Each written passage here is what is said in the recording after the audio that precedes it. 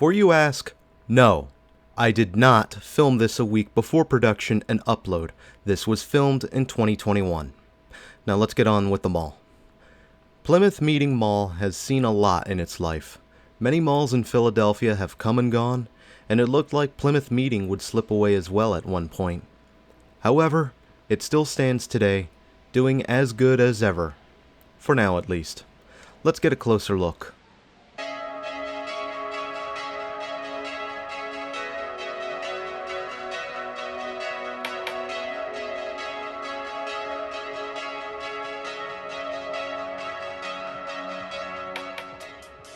Nope, not going to show you just yet. Plymouth Meeting Mall is a product of Victor Grunt, who is regarded as an OG in mall development. The Rouse Company would also be tasked with building what is said to be the third regional shopping mall in the Philadelphia region. With Strawbridge and Clothier and Lit Brothers as its original two anchors, the mall would open its doors in October 1966. We're going quite a ways back, aren't we? There was a lot more happening 2 years before, with groundbreaking happening in October 1964, and Strawbridge and Clothier would open ahead of the mall in February 1966.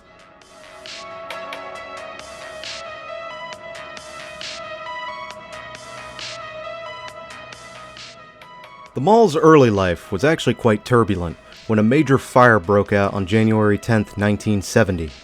This would cause major damage to the east end of the mall and would cause smoke damage to a third of the 100 tenants reportedly on site. And in 1976, the mall would lose Lit Brothers. Hess's, however, was willing to take their place in 1979.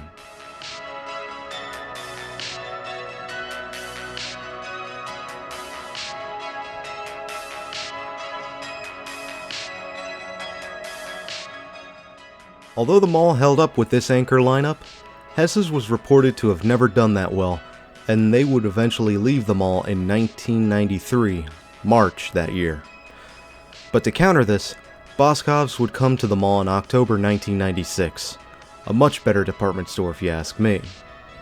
Meanwhile, Strawbridge and Clothier would be sold to the May department stores, which would rebrand all the Strawbridge and Clothier stores into Strawbridges.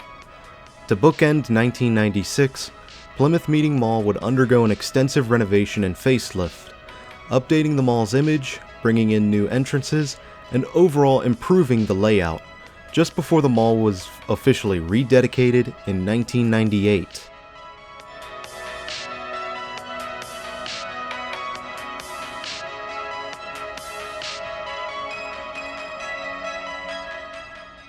This update and facelift would keep Plymouth Meeting Mall viable, and even competitive as it brought in new tenants and restaurants alike.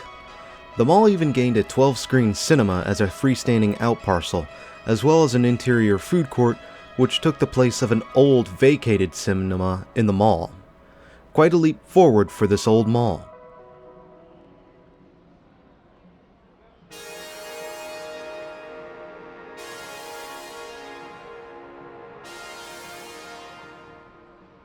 Enter the next century, and in 2003, Pennsylvania Real Estate Investment Trust, or PREIT for short because that's such a mouthful, would acquire the mall.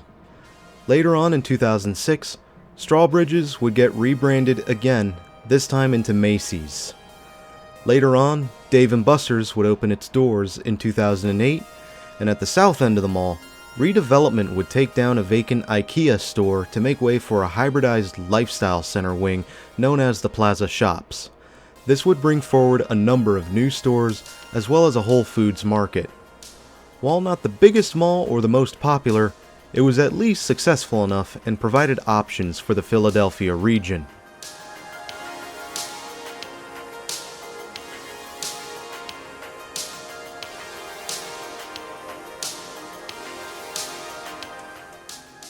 Macy's, unfortunately, would close its doors in 2017 as the company decided to start cutting underperforming stores, but the owners did have a plan. They would gut the vacant anchor and begin to parcel it out for Dick's Sporting Goods and Burlington Coat Factory, of which would open their doors in September 2019.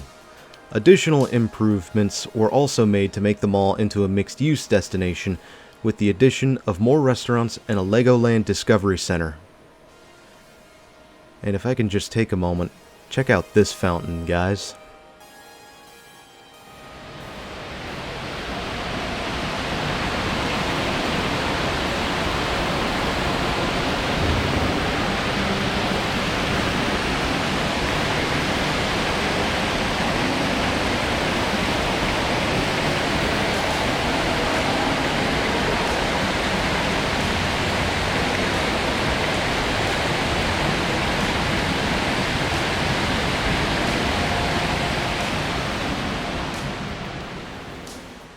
As of today, there is no significant news about the mall itself, but there was a call in 2022 by Priet to build apartments on the mall property.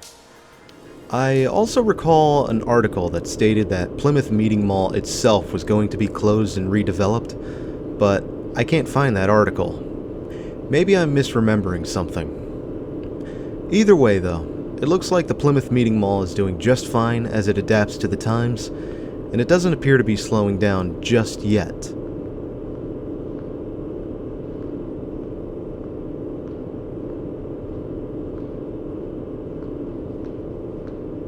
What you're seeing right now is a closed-off section of what we'll call the hidden wing. That glimpse through the door is what the mall used to look like a long time ago. Before the fire? I'm not sure, but I do enjoy seeing older sites like those. In fact, the mall itself is overall pleasant to look at. Although it could use some more color, it has a slightly warm glow about it that just makes the mall feel pleasant to be in. And the fountains certainly tied things together. Even this little area here, where you see the church, it's pretty good to look at. I like it.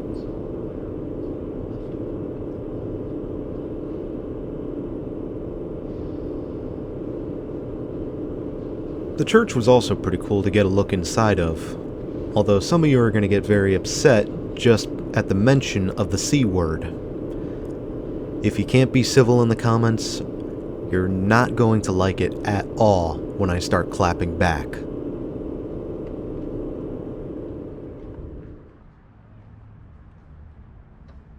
And as we gaze upon the Lego giraffe statue, thanks for having me, Philadelphia. And on behalf of Raw and Real Retail, who is willing to take me around the mall, this is Doomie Grunt wishing you and the Plymouth Meeting Mall farewell and good luck in this mad, mad, mad world.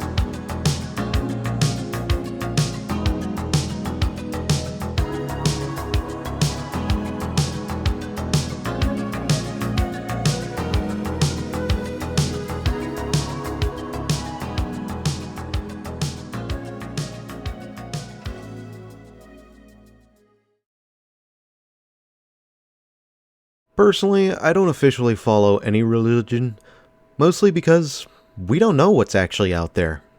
We don't know until we go to Kingdom Come.